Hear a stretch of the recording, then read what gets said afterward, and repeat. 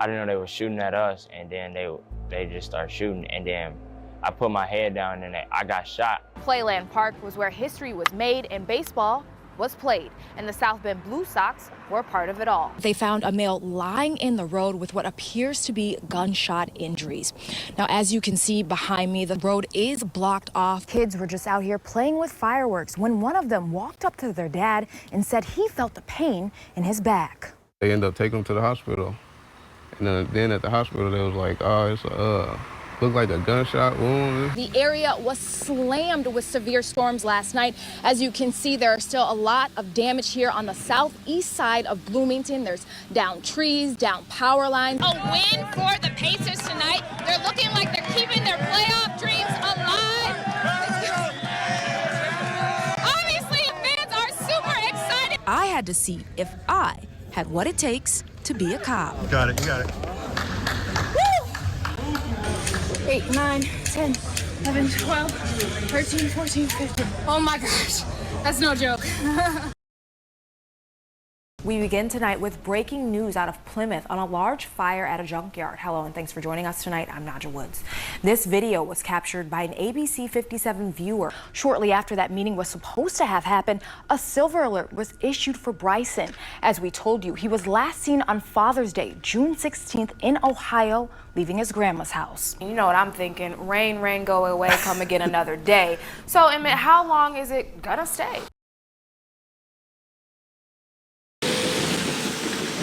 Some Monroe County residents are already trying to recover after severe storms ripped through the southern part of the state Tuesday night. Well, it's overwhelming, really. One Bloomington resident and his family now left picking up all of these pieces after the storm slammed this area and left his yard completely devastated. My kids' tree house, you know, that's gone. All our work vehicles. Every year we go camping, you know, we use our pontoon boat, that's gone. Or my wife's vehicle, also gone. So, Palapua Tuflow's property on the southwest side of Bloomington in shambles, similar to other Monroe County residents. Well, there's a lot of damage, and it's pretty widespread. Crews will be going out and going home to home in the path of the strong winds and the storm to determine how widespread that damage is. Those storms also leaving hundreds of thousands of Hoosiers in the dark, most in Monroe County. Really caused more than 95,000 power outages across our systems. In Bloomington and Terre Haute are really ground zero in terms of the damage that we're seeing. Now joint efforts by several organizations are underway to rebuild and restore. Well, we brought in more than 700 additional resources to supplement our crews here in Indiana. That includes linemen, damage assessors, tree clearing workers. At this point, it's still making sure people have shelter, making sure people have water and food. And as the community supports one another, Tuflow says he's just grateful he didn't lose anything he can't replace. my family, my kids are, you know, all safe. Over time, you know, I'm pretty sure, you know, we'll recover again. Nadja Woods, WRTV. Scissor, scissor, pull.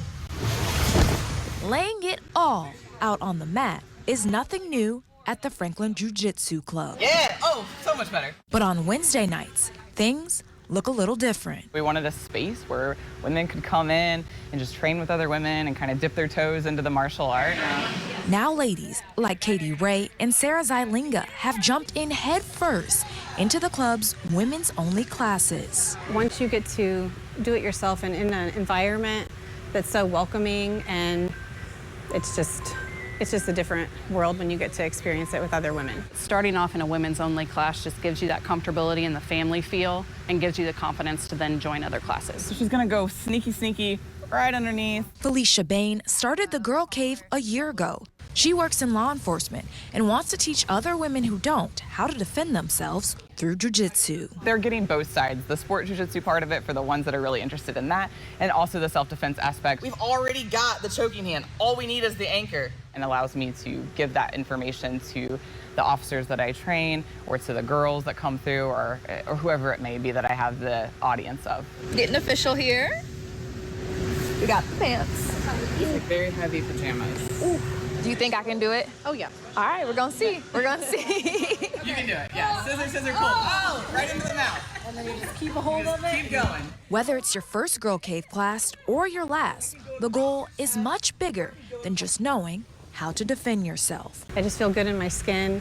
Mentally, I feel great, and I can owe it to this class. A better sense of self-confidence, knowing that you can come in and do something new. It teaches them a lot of self-discipline.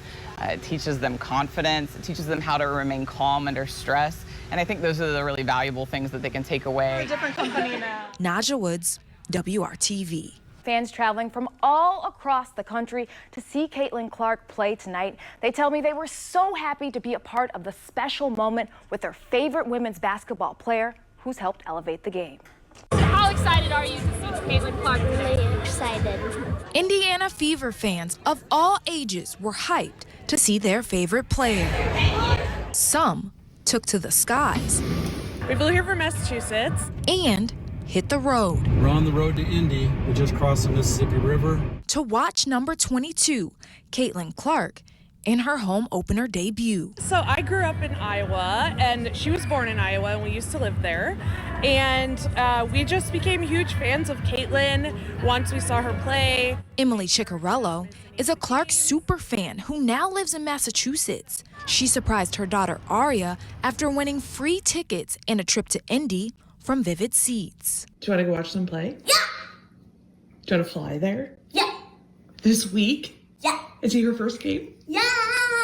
The excitement over Clark also bringing in Dan and Don Bliss, two fans from Iowa who traveled 6 hours each way just to see the former Hawkeye play. When she decided to come to the Fever, we got half a season tickets immediately, and we're going to make like 10 trips over here to see the Fever play. The Clark effect, changing the game. We're just enjoying it. I think it's really special. I enjoy basketball a lot, and I just like watching Caitlin. I think she's smooth. Inspiring fans like 6-year-old Aria all across the country, on and off the court. And we talk about it a lot when things get hard. We say, what would Caitlin Clark do? Never give up.